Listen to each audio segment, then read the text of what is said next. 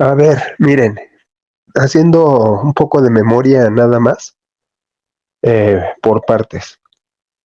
Eso que menciono, zona de reflexión teológica, va a ser lo que llegó a ser el instituto en la pandemia, que todos en sus casas y por el YouTube y WhatsApp se dieron las clases y fue muy sistematizado. O sea, ahí sí teníamos un orden, era este temario, ya saben, y sus tareas, que eran de investigación por ensayos asignados, etcétera. Ahora, creo que lo de Gálatas y Hechos se refiere a que en Hechos 15 se forma el primer concilio en la ciudad de Jerusalén y el concilio consiste en que se juntan los líderes de las iglesias, los principales, porque en ese entonces, como no había una jerarquía formal, solamente los responsables de congregaciones, pues era el liderazgo,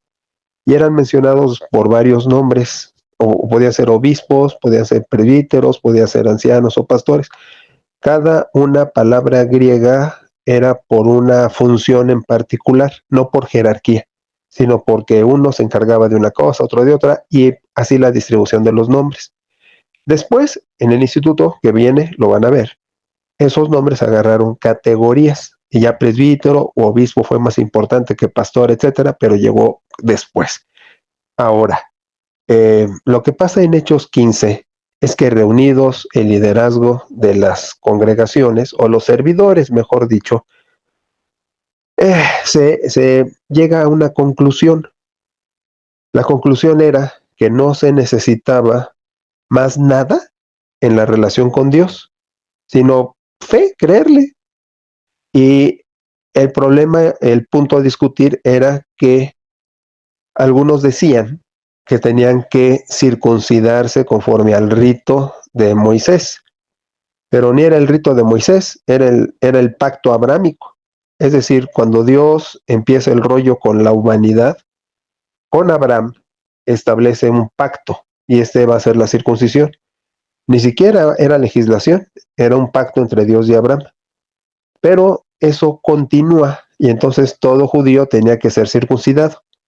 Entonces ya acá en Hechos 15 se acostumbró a que la circuncisión era una parte vital dentro del pueblo judío. Entonces decían, no es cierto que solo fe en Dios, sino que necesitábamos ser circuncidados. Entonces la bronca del concilio fue decir, no, no se necesita eso.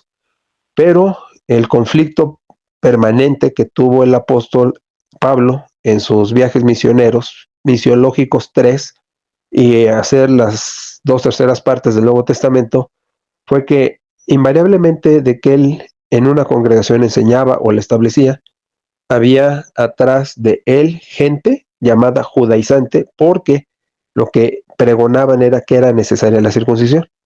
Entonces, Hechos 15, la clave es que no se necesita circuncisión, pero el resultado fue que atrás de él iban molestando que sí se necesitaba.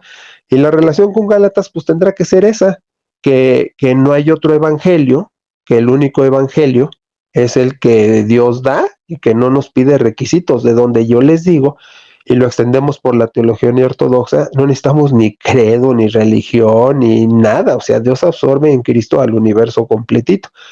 Entonces yo creo que va por ahí, que no hay otro evangelio, pero se pervierte el evangelio cuando le pones leyes, ritos, costumbres, condiciones, reglamentación, todo eso.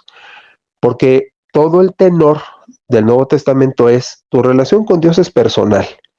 Y le creas a Él o no le creas, a Dios le vale pito porque Él sí cree en ti. Hay muchos testimonios en el Nuevo Testamento de gente que no es creyente y Dios la coge. Por eso que también necesitas tener fe es una babosada. Dios te ama, como hemos insistido tanto. Entonces, creo que es eso. En Gálatas 1 no hay otro evangelio, pero sí lo hay cuando lo pervierten poniéndole un ingrediente más.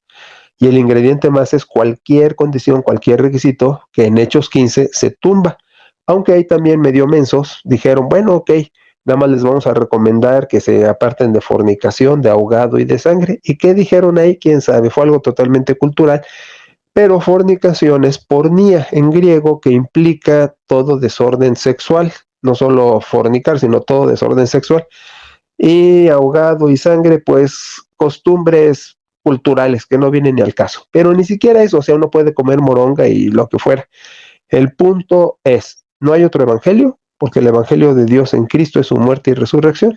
Creo que es eso. Así que creo que contesté y lo por venir va a ser lo chido.